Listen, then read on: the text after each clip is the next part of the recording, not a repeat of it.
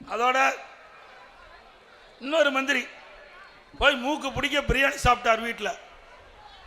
அந்த வீட்டில் இருக்கிறவங்க தான் அண்ணா பல்கலைக்கழகத்தில் ஒரு மாணவிக்கு பாலியல் சீண்டல் படுறார். அவர் சொல்றாரு, எடப்பாடி பழனிசாமி தமிழ்நாடு அரசிலிருந்து துடைத்து எடுக்கப்படுவாராம். திரு மா சுப்பிரமணியம் அவர்களே, இப்பொழுது அந்த வீட்டில் போய் நல்ல பிரியாணி சாப்பிட்டீங்க, அண்ணா திமுக ஆட்சி வந்தா களி சாப்பிடுவீங்க.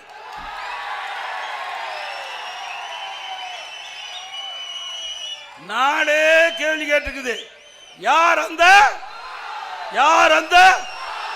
அந்த சார் அடையாளம் காட்டப்படுவார். அண்ணா திமுக ஆட்சி மலர்ந்தவுடனே சட்ட நீதியாக நடவடிக்கை எடுக்கப்படும்.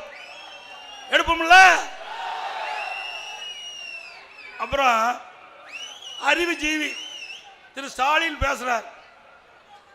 அவர் என்ன சொல்றாரு, இபிஎஸ் பேசுற பொய்ய ஒரு புத்தகமா வெளியிடலாமா? உனக்கு என்ன தெரிய போகுது? எழுதி கொடுத்த படிச்சுட்டு இருக்கிற, வேற என்ன உங்களுக்கு தெரிய போகுது? திரு ஸ்டாலின் அவர்களே, உங்க அப்பாவும் திரு ஸ்டாலின் அவர்களும் திரு உதயநிதி அவர்களும் சொல்லுகின்ற பொய்ய பெரிய புத்தகமா வெளியிடலாம்.